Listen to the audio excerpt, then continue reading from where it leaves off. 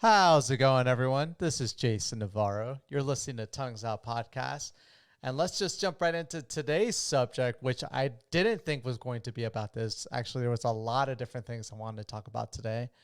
But my curiosity always gets the better of me, and I'm always the one to really try something before. No, let me rephrase that. I'm always the one that, as long as I know this isn't going to kill me, is willing to do something that sometimes could go on the line or yeah, can go be considered reckless, I guess.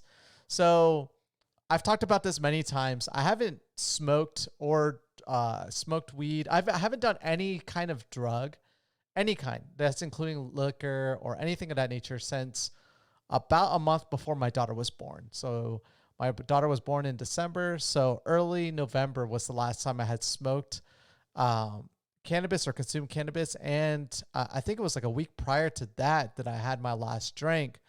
And it's been an interesting year. I haven't really ever had the urge to do these things. Sometimes they'll come up to my mind where I'm just like, oh, I wonder what it'd be like right now if like I consumed cannabis, or like I wonder what it'd be like right now if I consumed a beer and or like a drink, just a cocktail. But I've never gone out of my way to do it.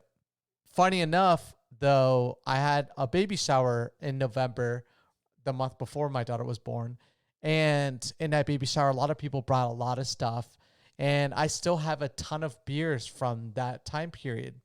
Well, today I got home from just a long day of just doing things. And I was like, you know what? I'm going to try one of those old Bud Lights in my fridge. I don't know if that's safe. I looked up online and essentially it's safe. I know like with hard liquor and like wine, it's of course safe to drink a year later, but um like with beers, I've never drank an old beer. I you know, my old self would buy a beer, drink the beer the same day that you buy it. So I've never held on to beers. It's never been a thing for me, at least.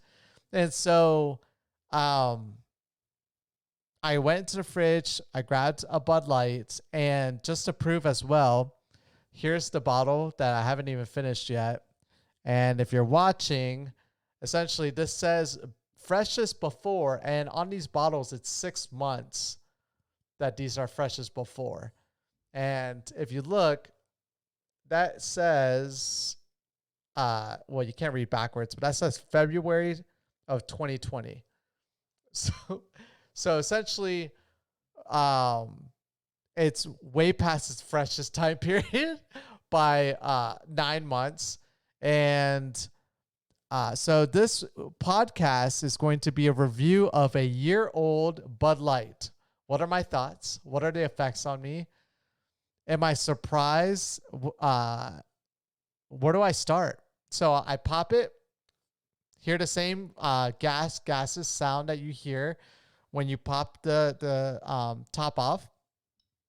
Had the same little like refreshing little air that came out, the carbon dioxide air that comes off of it. Took my initial sip, tasted like a Bud Light. I can't believe I still remember what that even tastes like, but tastes like a Bud Light. Though I will say it had like a little bit, like it wasn't stale. I've had stale beer before, and it's really disgusting. Um, but it almost like as if it was going to get stale. Like if I left it out for any amount of period of time, like an hour, this probably would go really bad. And so I'm drinking, and as I was looking online about the effects, can you drink old beer? Everyone said that yes, you can. It's just that the freshness, the taste of it might not be as good depending on how long it's been since you've had the beer. And for me, a year wasn't too far off, like from the fresh date.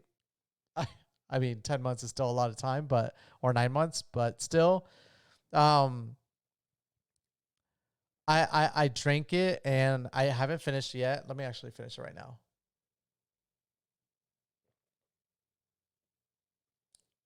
Yeah, it's got like a little bit stronger of a taste. It's yeah, just a tad bit stronger, like as if it's been fermenting a little bit, a little bit while it was in the bottle. But um, I will say that I am feeling the effects off of one beer. And just to put it into context, not to brag, because this isn't something to really be proud of as well. But in my prime, I could go through a 12 pack of Bud Light easy, like without an issue. I would probably be buzzed, but I wouldn't be drunk off of it. I finished one bottle and I'm feeling stuff, not buzzed, not drunk. Clearly you would be able to hear that, especially in this podcast.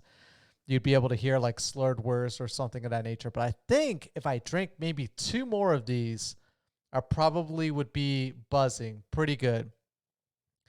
I don't know how much of an effect taking a year off from drinking can have on me because I've never gone this long without drinking. I think the longest I've ever gone not drinking anything was maybe 5 months. I tried it when I was working in the club scene. I tried to go for actually, that's a lie. It wasn't even during that time period. It was after I left and went and transitioned to the cannabis industry. There was a period where I went about 5 months without drinking anything, and it was about 5 months. And after that, I was still able to drink like as if I was able to prior to taking that 5 month break. So taking a year off, I don't know. I think that's enough time for your body to kind of reset everything, like the way it processes things. And so I don't know if it's the way to experiment on that actually it's not too difficult. I would have to give it to a friend that I know that like know how much they can normally drink right now and they're still drinking, and give them these beers, try it out and see how many they could do when they are fresh and when they're a year old, to see if it's the same amount that they drink or if these older ones actually are a little bit stronger. I'm assuming that they are. I'd have to look up. I only did a quick research on it, on the safety of drinking it, but I need to do a little bit more research on the fact of whether beer actually ferments and actually can get stronger the longer you hold on to it. But I will say that, yeah, it's just, a slightly stale, stronger taste Bud Light that is giving me a feeling of drinking alcohol. And again, I cannot tell whether that is because I've gone a year without drinking or not. Very surprised that I was even able to do this. On a lot of different factors, like on a lot of different what is the word I'm looking for there? This has nothing to do with drinking, by the way. I'm just like brain farting at the moment. Like in different ways, this surprised me in the sense that the first way is that I cannot believe I've gone this long without drinking. That is unbelievable. That's an achievement for me, at least. And I now want to try doing like a drink a month, like one drink a month.